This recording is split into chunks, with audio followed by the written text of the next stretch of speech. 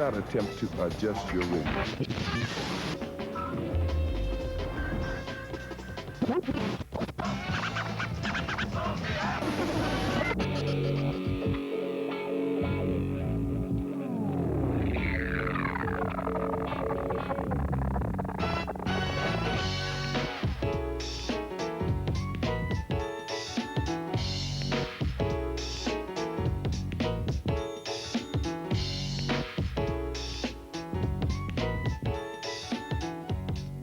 Radio stations in the Northwest now outnumber legal stations by 2 to 1.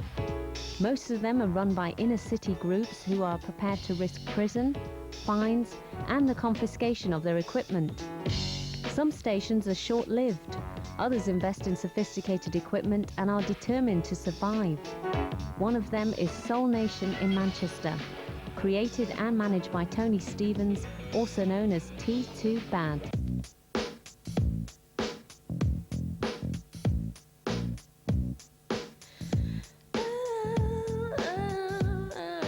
The actual concept for Soul Nation started 3 years ago, but it's been on air for over 2.5 years. Good afternoon, Soul Nation. There was a massive gap in the market. Other stations who were playing music, I don't know who for, but it wasn't for the majority of the people who I knew anyway. I've been listening to Soul Nation for about 2 years. I found it by accident on the radio dial and I've been listening to it ever since. I tend to listen to it more often than not when I'm working. The music's of a tempo that's nice to work with. I do listen to other radio stations, but nothing about anywhere near Soul Nation. Well, I'm sorry, but I'd just run them out of town. I mean, you don't have unlicensed ambulances plying for trade around the streets. If I wandered into a hospital and started taking somebody's appendix out, I'd be prosecuted. You don't have unlicensed dentists. Why should these people just string a bit of wire out of a block of flats somewhere in Manchester and call themselves a pirate radio station? I listen to Soul Nation, Manchester. That's a good radio station. I like pirate radio stations because they were like more underground. They hit the scene more.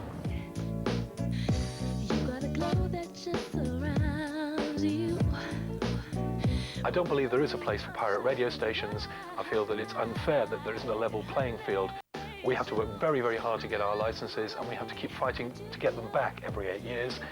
If somebody comes along and just opens up a transmitter, that's hardly a fair and level playing field.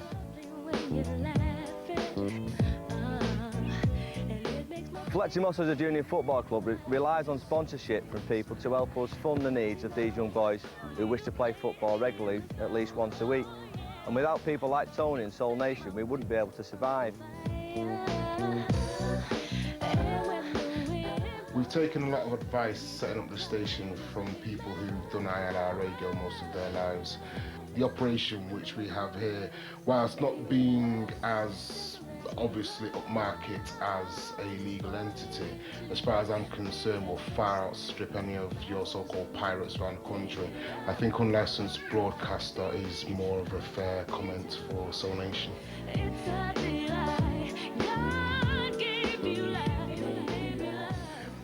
I believe that the people who are at Soul Nation now want success bad enough to go to almost any lengths to gain that success.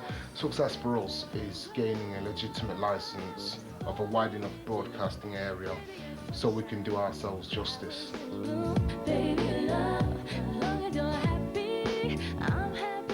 Being raided is a constant worry for us. That's why we invest thousands of pounds in equipment, quality equipment, to try and outfox the DTI.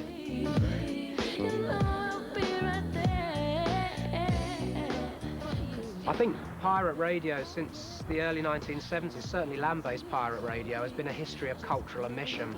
And if you trace the pirates from, say, Invicta and JFM in the 70s, right through to the current pirates, there's a history of soul music and black urban dance music in general that's been omitted by the legal channels of broadcasting. I think pirate radio should exist when it's fulfilling a cultural need or tendency that the legal channels aren't fulfilling. It's as simple as that.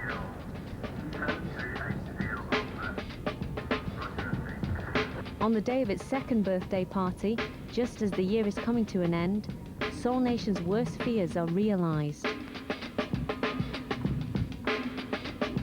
Here's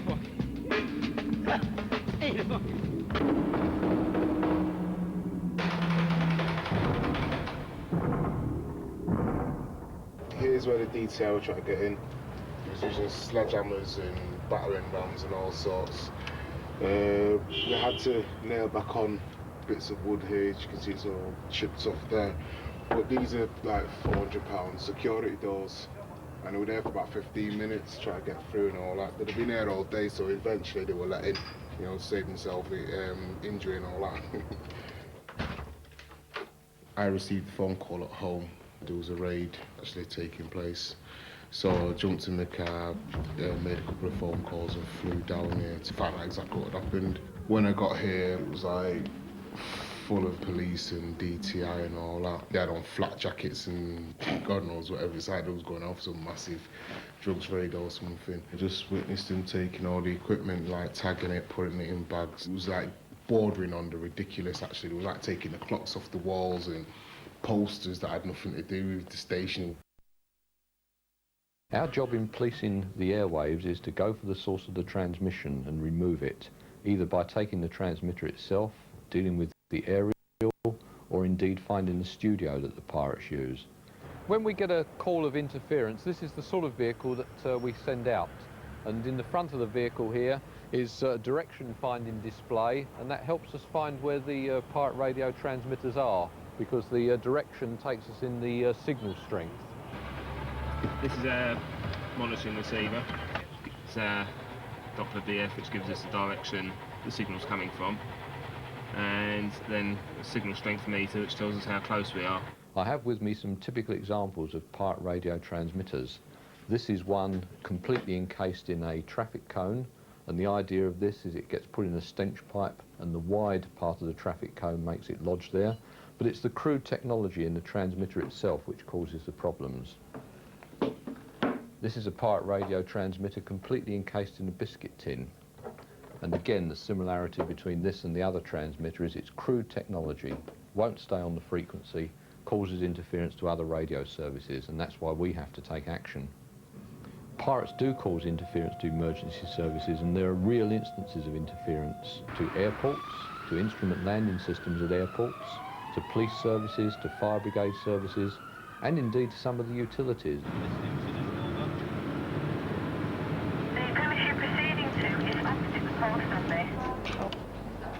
Fire services nationally use two bands, low band VHF operating in AM and FM modulations, and the UHF band operating in FM modulation.